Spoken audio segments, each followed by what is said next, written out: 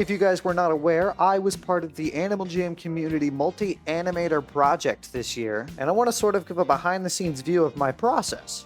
So first off, I'm going to start with this guy. I'm just going to put everything in place as it was before. So we're going to start off with this right here. So as you can see, I started out at first by drawing him without a mouth, and then I went back in post and made some mouth sprites to put on him. So see, this is how he looks normally. And then whenever we put on the mouth sprites, he looks like this. Then it was only a matter of lip syncing him, which was easy.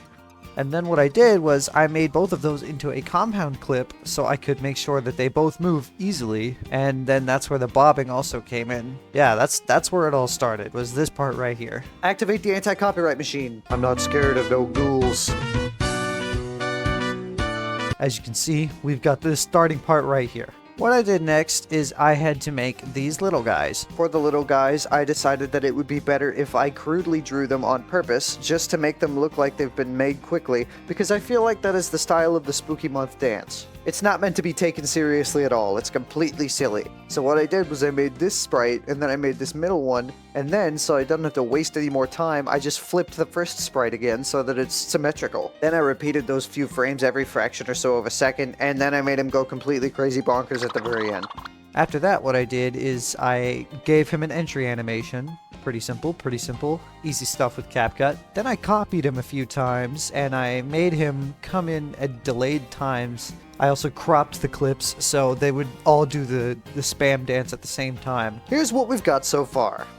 I'm not scared of no ghouls. Next, what I did is I decided I was going to add the frame where my character gets a little bit spooked. I gave it the same exact movement as the rest of the sprites at this point. Just made him look surprised. And then what I did was I actually added the ghost version. Ghost comes in, you can see that in the original, and here's what we've got after all that. I'm not scared of no ghouls. Now it was time to add the fancy stuff that makes this look good. So what I did next was I decided to make just a nice little background, you know, just something that'll make it really pop. And see, look, you can easily see the ghost now on top of this background. So what I want to do next is I'm going to add the text. I have this little font here that I don't remember what it's called, War God. What I did next was interesting because I only did the first part of the text in this font. And then what I did was I added this text in a different font. Look at that, it's gorgeous. And after that, here's our result. I'm not scared of no ghouls. And now we need the finishing touch, which is the After Effects. A VHS overlay that adds one of those little play logos. An extra staticky effect because the original one didn't exactly give me the effect that I wanted, so I really wanted to have both of those in there because I really liked how the play button looked and I wanted the static.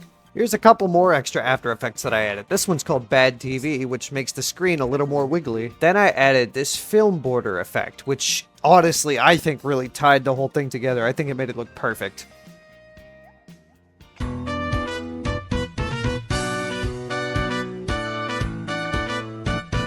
I know it doesn't look exactly polished or perfect or anything like that, but this was genuinely my first time attempting to animate something, and I really enjoyed how it turned out. The process was really fun too. Since I've already tried spriting stuff before, all I needed to do was figure out how I could implement that into an animation. And I highly suggest that you go watch the entire thing. I'm going to link it in the description because everybody did a fantastic job. It also really gave me a lot of different perspectives on how people animate different things, and I think that's awesome. And I know this video is on the shorter side, but you already got content this month, so stop being a greedy goblin.